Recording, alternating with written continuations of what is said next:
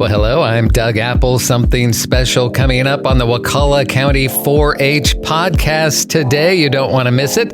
We have the kids geared up and ready to bring you a special presentation, but we're going to start with their leader. Rachel Pienta is here in the studio with us to start things off. And Rachel, what can the folks look forward to today on this radio show and podcast episode? Hi, Doug. I'm super excited about this podcast episode. Our 4-H members, Caden G and Emily Zach, are going to be interviewing Dr. Engel, who is the vice president of the University of Florida Institute for Food and Agricultural Science. They're going to be talking today about something that's really near and dear to our hearts in 4-H, Camp Cherry Lake. And Camp Cherry Lake has been mostly closed for a few years because it's been under renovation. So we've been able to use it for like some day camping, some activities where people could go and like swim and enjoy the outdoors. But its true full use would be overnight camping or weekend events and those types of things. And because it needed some serious TLC, it's been a project that's been underway for a few years. We've been fortunate to get some support from the Florida legislature last year. And there's some additional legislation pending this year that would bring even more funding to it. And that will help because to renovate a full camp and to put in cabins that are, more modern, right? No lie, Doug, there used to be chicken wire on the windows. So it just kind of tells you that it was an old school camping experience. It was. And our other camping facilities in the state have been more modernized where you don't have to take your flashlight and go through the woods to find, the bathroom. You actually would have the bathroom in your cabin. And so those are modern conveniences for, an overnight residential camping experience. So we're trying to bring that to Camp Cherry Lake. So we've been talking to, all our partners and all of the potential stakeholders, which really are the citizens of Florida who would benefit from this facility. We're able to take youth from across the state and give them, whether it's a summer camping experience or it's an enrichment experience related to agricultural education during the school year, that's a facility where we can make that happen. So the youth are going to talk about that and kind of looking forward to the questions that they're going to ask Dr. Engel. So I think it's going to be a really neat conversation that everyone's going to enjoy. All right. Well, let's bring the kids on up to the microphone for another exciting edition of the Wakulla County 4-H podcast.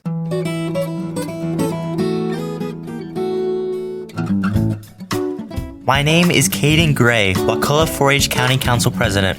My name is Emily Zach, a Wakulla County 4-H youth member. Today, we are here with a special guest to discuss some big things happening at Camp Cherry Lake in Madison County. Emily and I recently took a tour of Camp Cherry Lake to discuss what has been going on, and let me say, it is a beautiful space with so much potential. I agree, Caden. We were able to tour all the current buildings, and we discussed the vision to bring this diamond in the rough back to its full potential, bringing back full camps and accessibility to 4-H youth, and a place to further deepen their education through the 4-H program. Today, we are here with Dr. Engel of the University of Florida. Welcome, and thank you for joining us today. Glad to be with you. So, Dr. Engel, what is your position with University of Florida, and what is it that you do? Well, my title is I'm the Senior Vice President for the University of Florida. Primary responsibility is called IFAS, the Institute for Food and Agricultural Sciences. Basically, this is the research and the outreach or extension arm of the University of Florida for all things agriculture and natural resources, forestry, fisheries, family sciences, youth. It's a huge program. It's centered in Gainesville, but frankly, most of my work is everywhere else around the state. We heard that UF IFAS is asking for $5.6 million to build new lodgings at Camp Cherry Lake. Is this correct? It's correct. Camp Cherry Lake it's an old camp, but as you said, it's a beautiful piece of property. There's a lot to do there. but it's in need of a facelift. It has been around for literally decades, and frankly, it hasn't been much updated since then. And so what we're doing is we are seeking that amount of money from the Florida legislature to allow us to update it for living facilities, for meeting facilities, dining facilities, other things like that. They'll make it a better camping experience for students. What makes Camp Cherry Lake special compared to other camps in Florida? A couple things. Number one, it is a beautiful location. The natural beauty of the area is astounding. It's also pretty close to a couple major cities. It's close to Gainesville, and it's close to here in Tallahassee, University of Florida, FAMU. It allows us great access. But as I said, it needs some work. What we are doing is we're proposing to change the orientation of the camp a little bit. Let me get into a little bit of the detail here, but agriculture is undergoing transformation in Florida right now. We used to be all hand labor where things were planted and picked by hand. That's not going to be the future of Florida for agriculture. It's all going to be done by robots and drones. And so we need to create a training center or a place where we can help young people understand what the future of Florida agriculture is going to be like. And that's what we want this camp to be. We want it to become a place where we can show you the future and then help young people start getting ready for that future. So what do you mean by robots doing the job? Okay, that's a good question because it is a huge change in agriculture. And I'll give you a couple examples. Right now, strawberries are picked by humans. This is a very hard job. You bend over every day. It's a crippling type of industry for humans. It's so hard on people, and we're losing labor so fast to do that type of thing that we're going to need robots. Now, we have robots that can pick strawberries already, but they've never been able to make some of the decisions that are needed to pick a strawberry. So we've had that artificial hand and arm that could see a strawberry, pick it, and put it in the bin. But is that strawberry ripe? Is it time to pick it? Or if you grab it, how hard do you grab the strawberry? If you grab it too loose, it falls out. If you grab it too hard, you bruise it. That's been the hard part up until now. And it's only been with the advent of artificial intelligence in the last 2 or 3 years that we'd be able to solve this problem. And so now there are hundreds to thousands, sometimes millions of decisions being made in a second about that strawberry to be picked.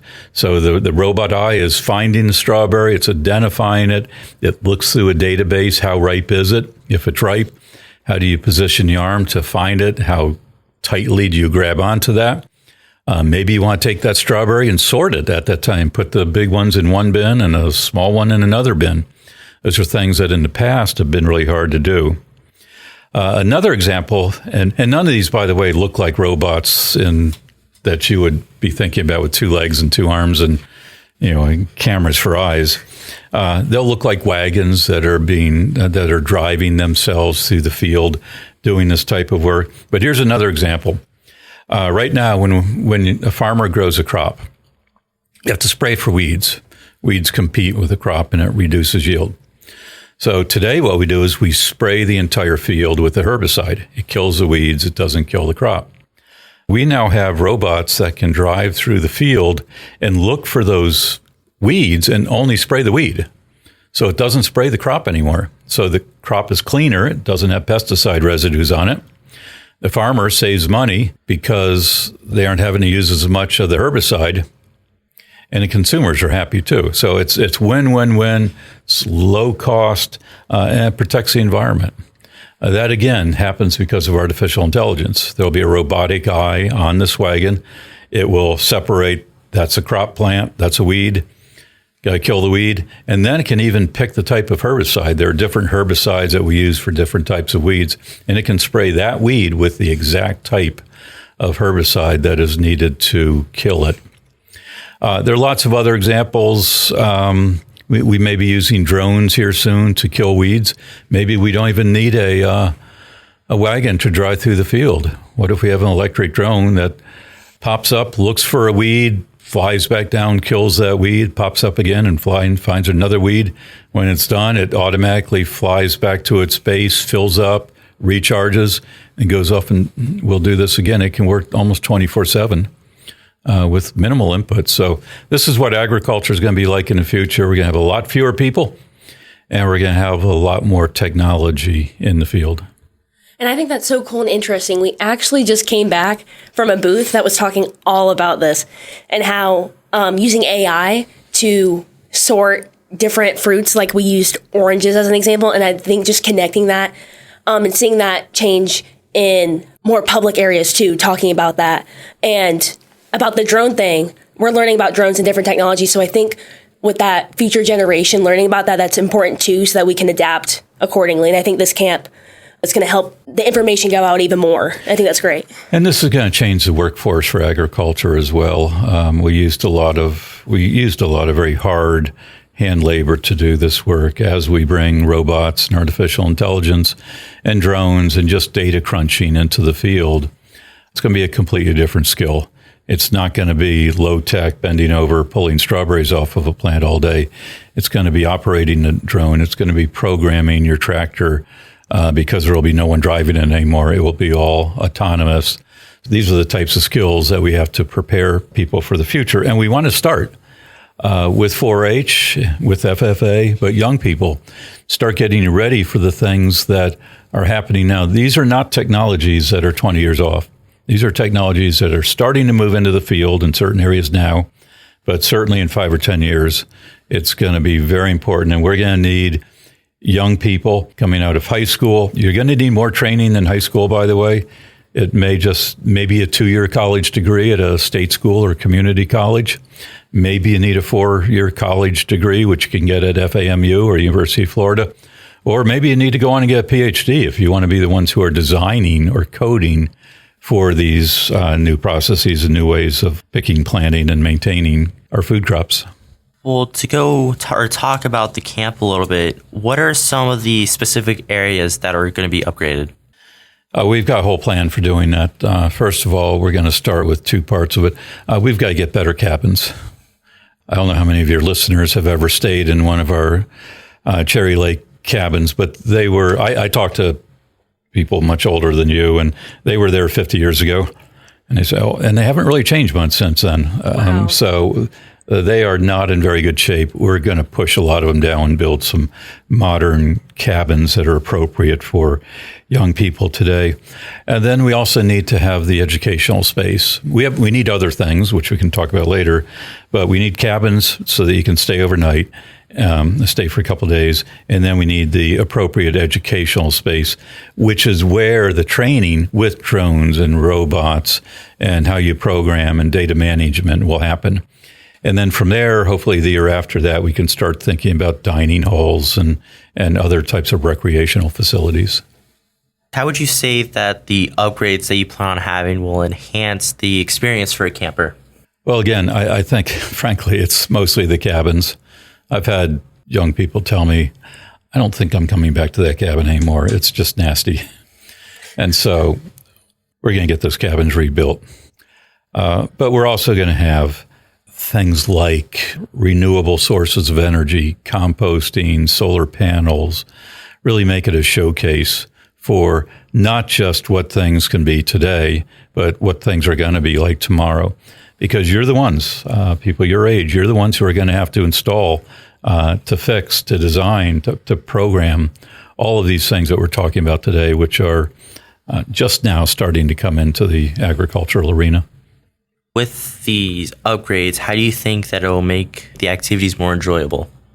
Well, getting a good night's sleep will be one thing because you've got good air conditioning and it's 100 degrees out and 98% humidity. That's always a good place to start. A lot of what we have out there right now is really not conducive for good education and good training. The types of things that we will be teaching young people are going to require a lot more technology in itself and how we share this information. So these are going to be high-tech classrooms, high-tech training centers that will have all of the audio, visual, and computer connectivity for the training part of it. All of this, again, I hate to keep coming back to artificial intelligence, but that is what is driving all of this now. It's driving the technologies I've already talked about, but it will also drive the training. You will be trained by AI teachers in a lot of this work, and everyone will be paced individually. So it won't be, here's a class program for everyone in the class. You'll sit down in front of a computer and you will go at your own pace studying the things that are most important to you. Are there any upgrades that you plan on that will help the campers with more diverse needs or physical needs? Yeah, another great question. We're not ADA, Americans with Disability Act, compliant for most of what we have out there. And that's grandfathered in, but that's not the way any of our facilities as state employees are expected to be or should be. And so all of our facilities will be appropriate for handicapped. Both young people who are coming as students, but also older people who may be there as trainers or teachers or counselors. Yes, because when we visited, beautiful campus. Again, very hilly though, and very steep. So we just wanted to ask that question because even for people who don't have, physical disabilities, it is sometimes a little rough to get up there. Do you think maybe a railing or something like that would be put in place to help with that? Well, for all new construction, those types of things are required, that if you're handicapped, and a variety of different handicaps, it can be mobility, it can be language, it can be sight, it can be hearing. And so, yes, we're going to have all of those things that are going to be required by both state and federal law. But it's the right thing to do because a lot of these jobs, such as if you were in a wheelchair, there's a lot of jobs in agriculture that you can't do right now. And you're just, it's the way it is. But for many of these future jobs, handicapped, especially if you're mobility limited, that will be less of a problem. There'll be plenty of jobs for someone who is in a wheelchair, who has other disabilities that prevent them from doing one thing or another. We're kind of evening out the workforce where a lot more people can be a part of contributing to this great industry. And that great industry being feeding the world, by the way. We have a lot of hungry people on this planet. Florida's got to produce a lot of the food. We got good sunlight, good rainfall. If we have good technology, we're going to be a major player for feeding parts of the world that right now, frankly, are somewhat hungry. Oh, I definitely agree. Florida has a lot of great land for that agriculture, and I think definitely building on that and having these camps to build on that is definitely important. My next question: what environmental sustainability efforts are being incorporated into these upgrades? Maybe like energy efficient technologies or different waste reduction practices?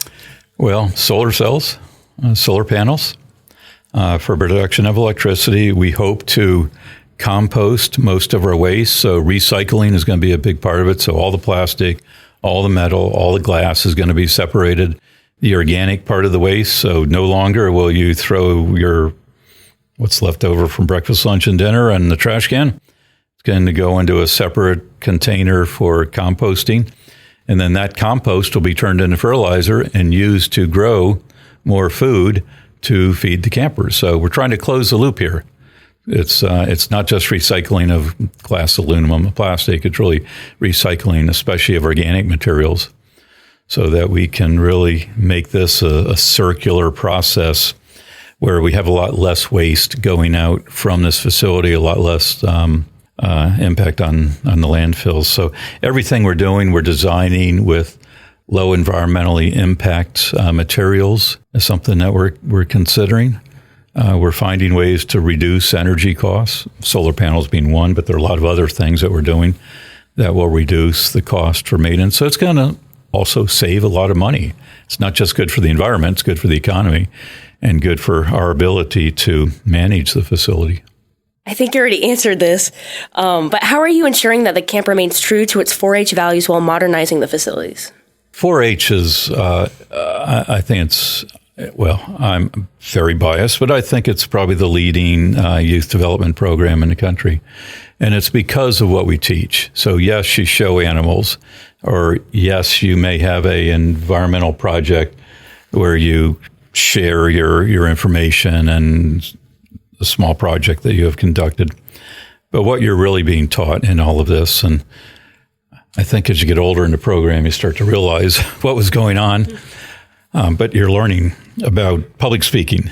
You're both great public speakers at a pretty young age. Most people, frankly, are not. You're learning organization. You're learning record keeping. You're learning responsibility. If you're showing an animal, you got to be there at 6 a.m. before school, and then come back after school. You're learning about the Constitution and civic responsibility, and sometimes even social skills. I don't know, if either of you have had this, but how do you set a table? How many people today in our society are being taught how to set a table? That all happens in 4-H. So you're being, I'm not sure if this is the right way to put it, but you're being turned into good citizens. You think you're showing a cow or a calf or a goat, but which is important. But what you're really doing is learning a lot of other skills that are going to benefit you your entire life. I just came from the Capitol a few minutes ago, and every legislator that we've talked to or that came up to speak to the whole group said just that. Said, you're getting a great gift from 4-H by preparing you for the future. You will become the leaders of Florida and lots of other places too. So, yeah, we're remaining true to our mission. Our mission is to make you good citizens, but we're also true to the fact that you're here to have fun and to do things that are interesting and meet other people who are like-minded and give you an opportunity to grow and to flourish. So you say as you get older with the program, you mentioned that. Have you been around with 4-H since you were a kid or just a long time? I grew up in Baltimore City where I never heard of 4-H. So, no, I never had any background in 4-H. I ultimately became a professor, then an administrator at the University of Maryland. And just by someone leaving and me being asked to step up, I all of a sudden became the director of Maryland Cooperative Extension, which 4-H was a part of.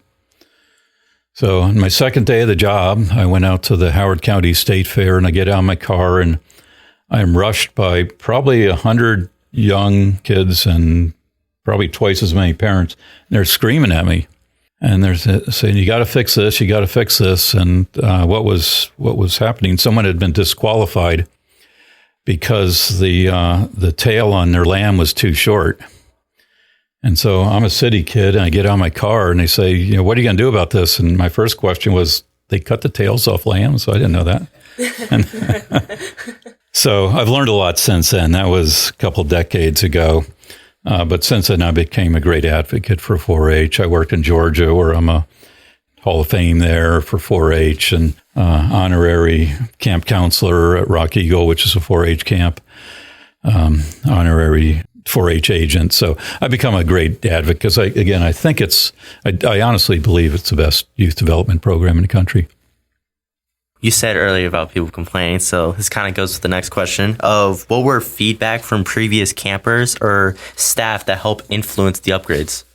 Yeah, that's a great question, too. One of the first things we did was to survey both former counselors, others that may have worked there, but especially campers. Asked them, what did you like? What didn't you like? And it was pretty much what we've been talking about here already.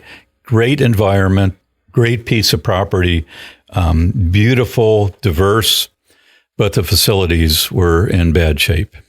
So both our activities building, the dining halls, the cabins where campers would stay, and even the overnight facilities for the counselors who stay in separate buildings.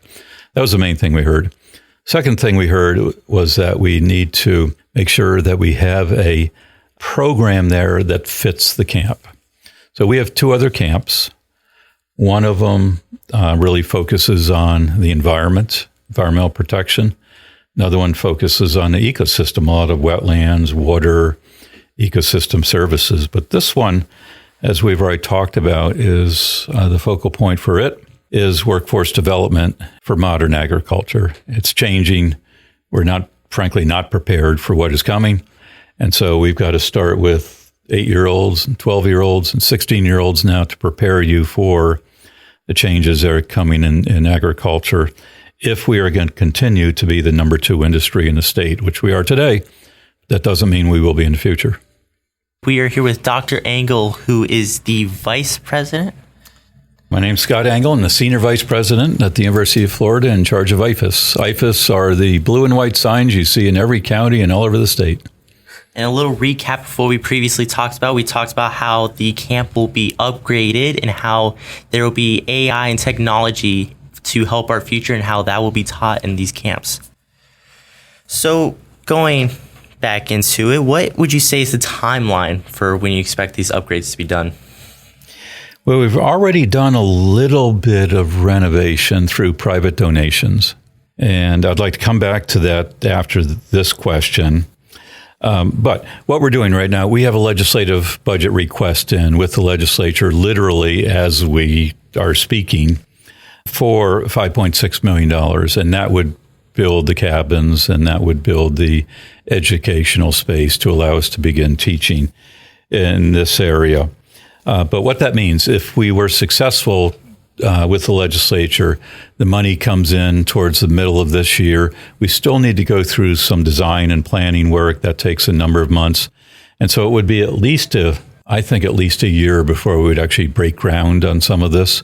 But the good news is that these are a number of different buildings where we can build one and then open it and then build another and open it. So we don't have to build the entire thing from day one. And it generally takes, to do the whole thing, it also would take a year or so. So by the time, if we are lucky enough to be successful with Tallahassee and the legislature, by the time I think we are done with this phase of construction, it would probably be at least 2 years from now. The big question we are curious about is, do you have a backup plan if the funding doesn't get approved? And are you exploring other options to secure the necessary resources? Well, we certainly are, because nothing's guaranteed. We're hearing good things from our legislative supporters in Tallahassee, so I'm reasonably confident that we will have we'll be lucky enough to get their support. But if not, or even if we do, there are still other things that we can do to jumpstart the entire process. We are working at the federal level all the time. And in fact, we have gotten a small federal grant just last year to help with one of our camps. So that's been an important part of the process. We'll continue to seek federal funding. Now, the federal side in D.C. is a little complicated right now, so not a lot is happening. But maybe in 6 months or so, as things settle down, we can get back on that horse.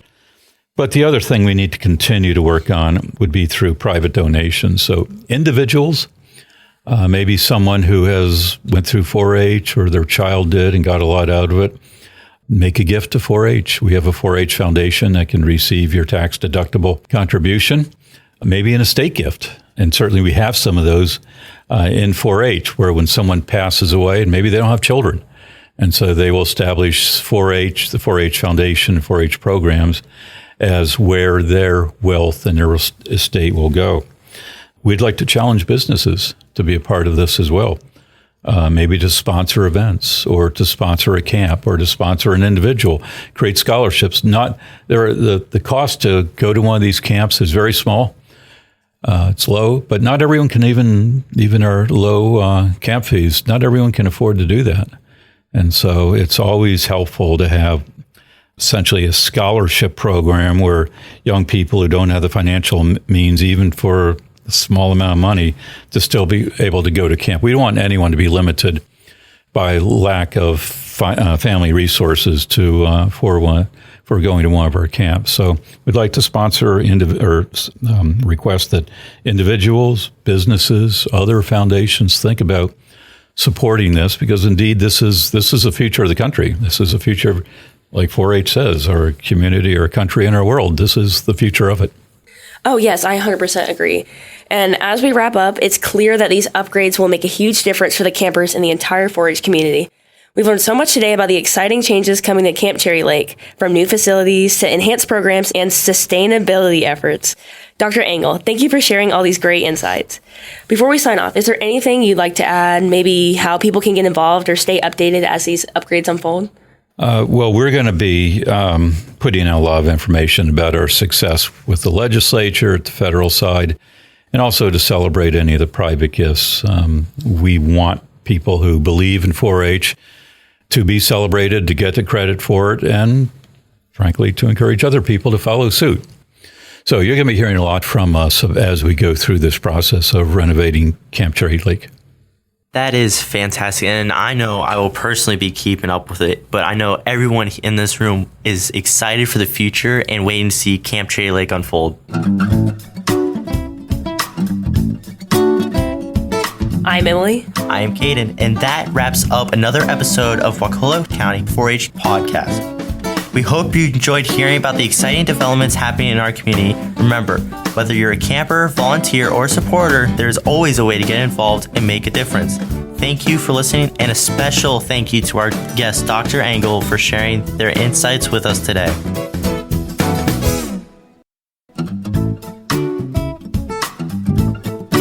Well, we knew it was going to be good and interesting, and you get a lot of information right there. And this is the Wakulla County 4-H podcast and radio show. And Rachel Pienta, you want to give us a wrap up on today's episode? Absolutely. Thank you, Doug. And thank you, Dr. Engel, for joining us today. What a great conversation. I love seeing how the youth have developed over time with their speaking skills. Mm-hmm. Interviewing isn't easy. And even though it's radio, it can be a bit intimidating. Mm-hmm. And I think the youth did a great job and their confidence is growing. Dr. Engel's a great interview subject, so the conversation was awesome. So I hope everyone enjoys today's podcast as much as I did. Where is this camp? So Camp Cherry Lake is in Madison, Florida. It's a little ways drive from the Tallahassee and Wakulla area, but there are folks listening to this podcast who probably have really great memories of camping there as youth. I know that I've had adults in the community when they find out that I work for 4-H say, "Oh my gosh, do you all still go to Camp Cherry Lake?" I've had people tell me about meeting their spouses there, about spending different summers, whether as a camper or as a counselor. So people have really fond memories of that camp. And I think it's really special to be able to bring it back again and make it part of the 4-H experience for even more youth today and going forward. Well, if people want more information or if they're looking forward to their own kids going or something, well, what do they need to know next? Well, I would go ahead and make sure that they look at Florida 4-H online. You always can call the Wakulla office and talk to us. We're happy to answer questions. We're located in Crawfordville at 84 Cedar Avenue, and you can reach us by phone at 850-926-3931. Call us, visit us. We're happy to have a conversation and talk about 4-H camping or anything else 4-H related that comes to mind. Thank you very much. That is Rachel Pienta. What's your official title? I am a 4-H agent, which means that I am a faculty member at the University of Florida, and I'm located in Wakulla County, Florida. And that is a collaboration between the University of Florida and Wakulla County government. I guess you have some degrees. I do. I have a few degrees. I have a master's degree in curriculum and instruction, and I have a PhD in educational leadership and policy. In a former life, I was an English and writing teacher at Wakulla High School. So you ever want to talk literature, I'm your girl. So when we talk about the Wakulla County 4-H program, you've got Dr. Rachel Pienta, and she is the one in charge, and she already gave you her phone number. So anyway, we're going to wrap up the program. That's another exciting edition of the Wakulla County 4-H radio show and podcast. And I'm your producer of the podcast, Doug Apple. Thank you, Doug.